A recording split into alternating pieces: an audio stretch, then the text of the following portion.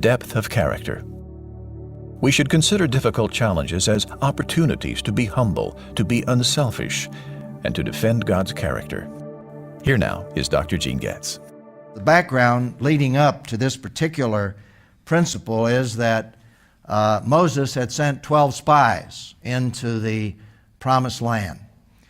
And it really wasn't God's will that 12 spies go in and check out the land, because earlier God had said, there's the land, I've led you, go in, take possession, I will be with you.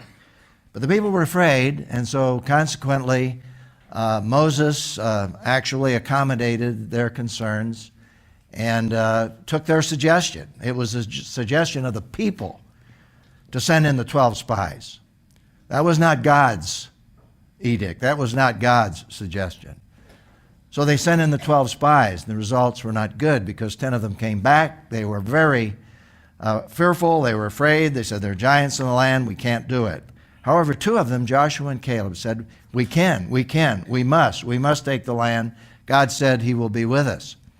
Well, that's the background to what is happening here. So in Numbers chapter 14, verses 11 through 12, we read, the Lord said to Moses, how long will these people despise me? And God's feeling very deeply there. God is not very happy because he sees their hearts and he calls it by what it is.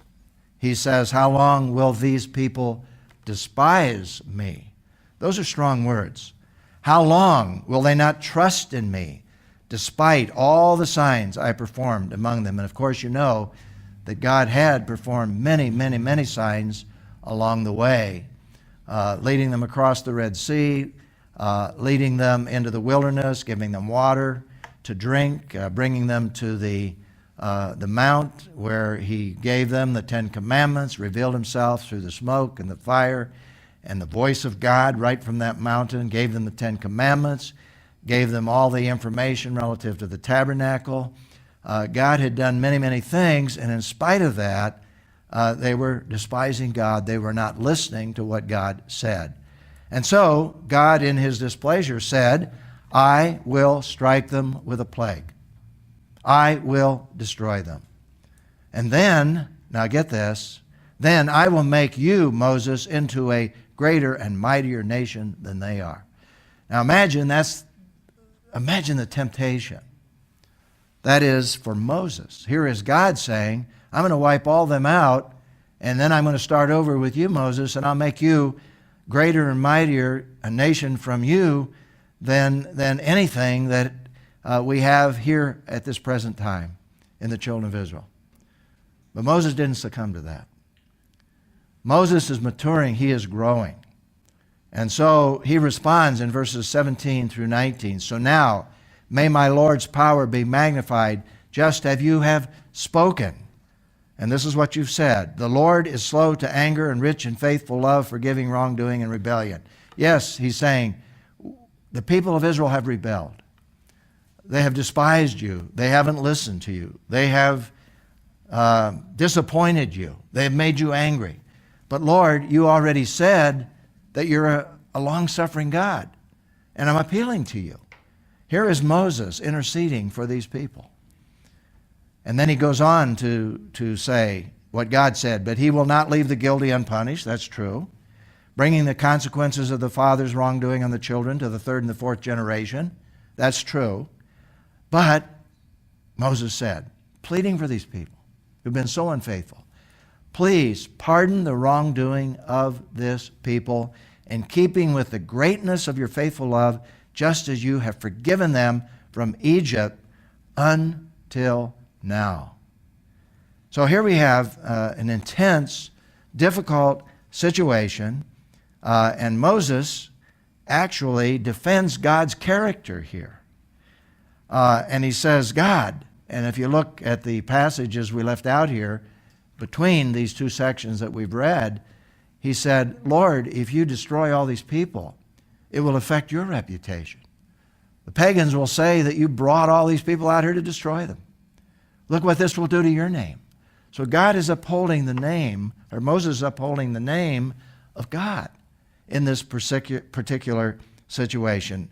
And what an incredible demonstration of love, compassion, of loyalty on the part of people that had already turned against Moses on occasions. He's now defending them as he once did on the mountain where God was going to wipe them out once before. And Moses pleaded for the people.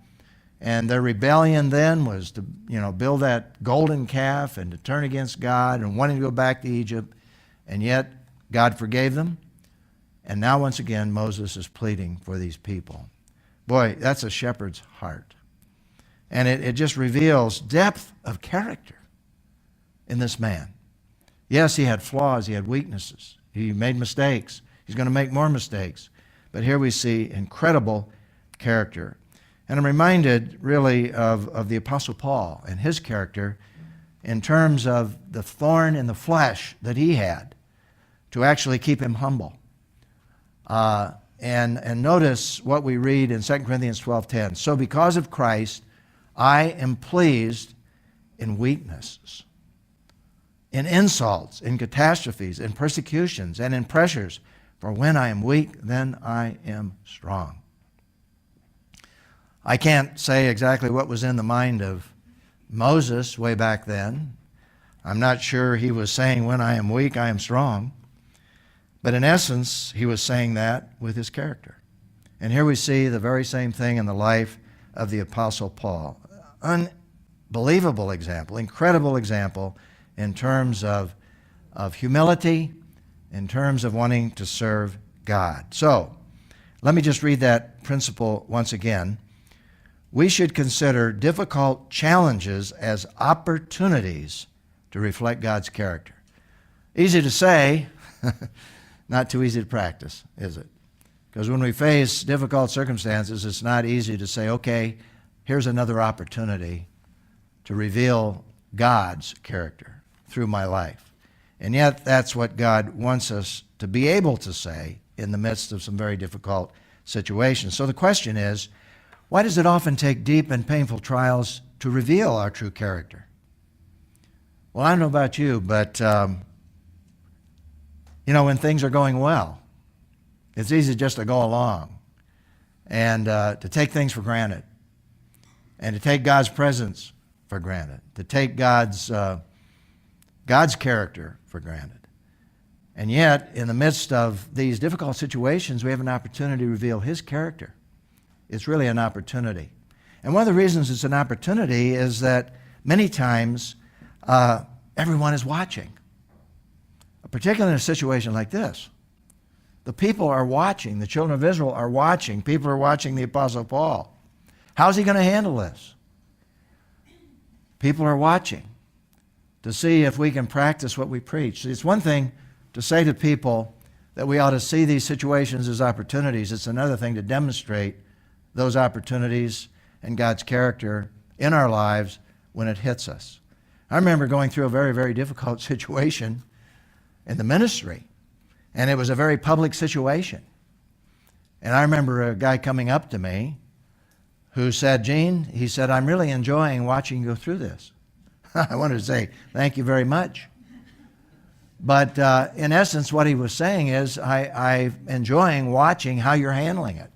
I've heard you preach, but now I'm seeing it.